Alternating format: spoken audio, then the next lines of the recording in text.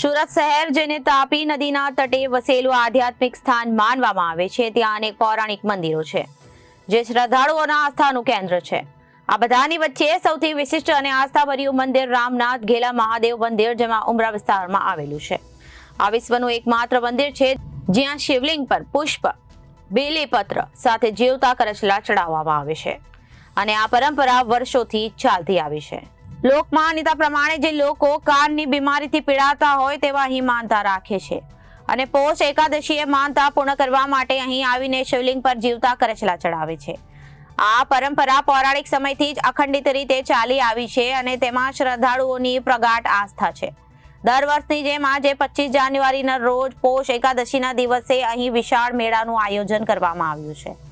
રામનાથ ઘેલા મહાદેવ મંદિર વહેલી સવારથી દૂર દૂરથી આવેલા ભક્તોની લાઈનો જોવા મળી હતી। સ્થાનિક લોક દંતકથાઓ અનુસાર શ્રી રામ વનવાસ દરમિયાન અહીં આવ્યા હતા અને પોતાના તીર્થકર્મ માટે શિવલિંગની સ્થાપના કરી હતી। આ દરમિયાન તેઓ પોતાના પિતા દશરથના અવસાનના સમાચારથી મૂંઝાઈ ગયા હતા અને પિતૃ તર્પણ વિધિ કરવા માટે યોગ્ય બ્રાહ્મણ શોધતા હતા। કોઈ બ્રાહ્મણ ન મળતા સમુદ્રદેવે બ્રાહ્મણ રૂપ ધારણ કરીને પ્રગટ થઈ સહાય કરી હતી। દર વર્ષે પોષ એકાદશીના દિવસે અહીં હજારો ભક્તોની ભીડ જામે છે। ભક્તો જીવતા કરચલાઓ સાથે આવીને પોતાની માનતા મૂકે છે અને શિવલિંગ પર ચડાવી માનતા પૂર્ણ થાય તેવી કામના કરે છે। આ મંદિર વર્ષોથી ભક્તો માટે શ્રદ્ધા અને આશાના દરિયા સમાન બની ગયું છે।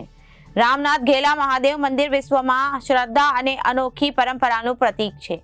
જીવતા કરચલા ચડાવવાની આ પરંપરા મંદિરને વિશ્વમાં વિશિષ્ટ સ્થાન પર રાખે છે।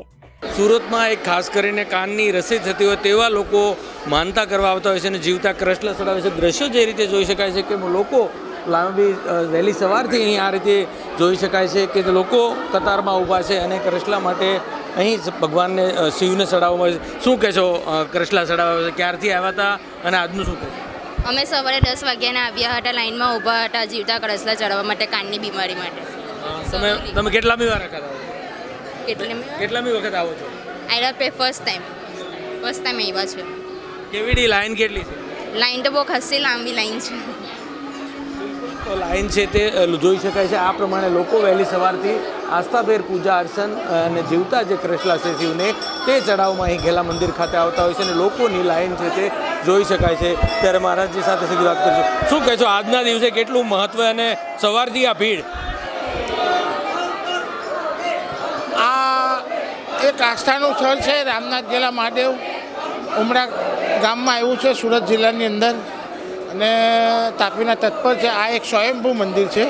આજે જે એની જે માનતા છે, આજે કરચલા ચડવાની માનતા, આજે સ્વયં રામચંદ્ર ભગવાન વનવાસમાં નીકળ્યા ત્યારે એમણે અહીંયા તપસ્યા કરી। તપસ્યા કરતી વખતે એમને ખબર પડી કે રાજા દશરથનું ધ્યાન થયું છે, એટલે એમણે ગાંડા ઘેલા થયા, એટલે આ રામનાથ ઘેલા પડ્યું છે। બીજું કે એમની તર્પણ વિધિ અહીંયા કરી છે રાજા દશરથની। પછી એમને તાપીમાંથી દરિયાનું મિલન છે, એમાંથી જે પ્રવાહ આવ્યો છે એમાંથી જીવજંતુ જે આવ્યા, એ જીવજંતુ આવ્યા એમાંથી એક કરચલા નામનો જીવ હતો। એ રામચંદ્રને એને એક પ્રશ્ન હતો, એને પ્રશ્ન પૂછ્યું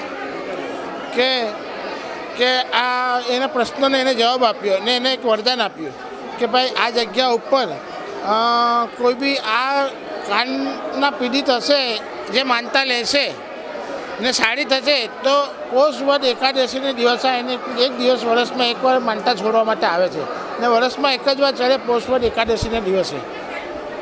બિલકુલ, તો વર્ષમાં ફક્ત એક જ વખત અહીં જે આ પોષ એકાદશીમાં આ રીતે જીવતા કરચલા છે તે અહીં શિવને ચડાવવામાં આવતા હોય છે અને લોકોનું જે રીતે જોઈ શકાય છે કે આસ્થાભેર આ રીતે લોકો છે તે અહીં દર્શનાર્થે આવે છે અને વહેલી સવારથી જે લોકો છે તે લાઈનમાં ભીડ જોવા મળે છે અને જીવતા કરચલા ચડાવવાની જે વર્ષની આ પૌરાણિક રામ ઘેલા મંદિર ખાતે છે તો આ રીતની ભીડ છે તે લોકો અત્યારે જોઈ શકાય છે અને આ પ્રમાણે લોકો છે તે અહીં આવી રહ્યા છે।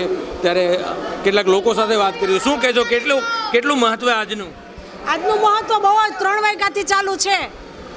આજનું મહત્વ બહુ પુરાણ છે। 3 વાગ્યાથી લાઈન આ ચાલુ છે દર્શનાના।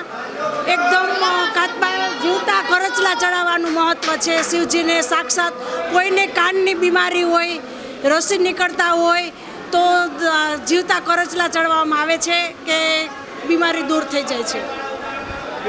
તો જીવતા કરેલા ચડાવાને વહેલી સવારથી જ આ રીતની દ્રશ્યો છે તે જોઈ શકાય છે અને જીવતા કૃષ્લા છે તે શિવને અહીં આ રીતે ચડાવવામાં આવી રહ્યા છે અને લોકો આસ્થાભેર જે કાનની જે તકલીફ હોય છે, ખાસ કરીને કાનમાં રસી થતી હોય અને તેની માનતા હોય છે તે અહીં જોવા મળે છે. લોકોની લાંબી ભીડ છે, લોકો લાઈનમાં દર્શનમાં આ રીતે જોઈ શકાય છે અને જે રીતના વહેલી સવારથી ભક્તોની ભીડ છે તે અત્યારે અહીં જોવા મળી રહી છે અને લોકો ખાસ કરીને જે કાનની રસીની માનતા માટે આ એકમાત્ર એવું મંદિર છે કે यहाँ ભગવાન શિવને જીવતા કૃષ્લા છે તે ચડાવવામાં આવી રહ્યા છે. ત્યારે કેટલાક લોકો સાથે વાત કરી. શું કહેજો તમને કેટલો શ્રદ્ધા કેટલી?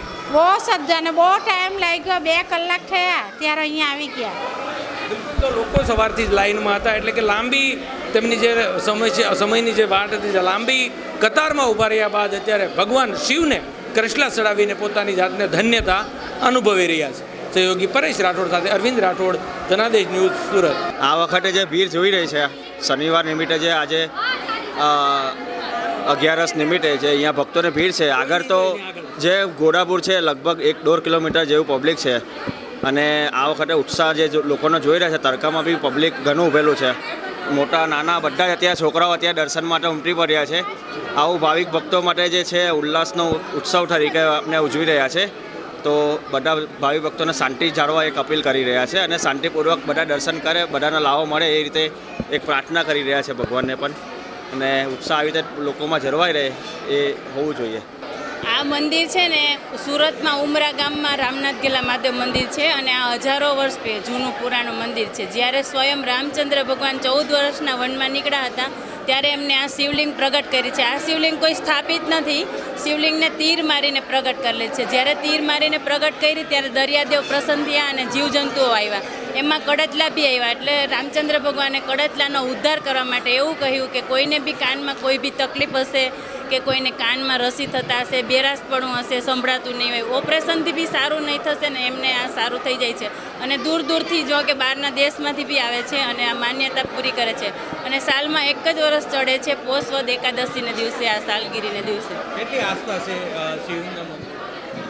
બહુ જ આસ્થા છે. ભાવિક ભક્તો દૂર દૂરથી આવે છે ને 3 વાગ્યાના ચાલુ થઈ જાય છે લાઈનમાં બધા આવીને અને રાતના 12 વાગ્યા સુધી ભીડ રહી છે દર્શન માટે બધા, અને શ્રદ્ધાથી બધાને સારું બી થઈ જાય છે.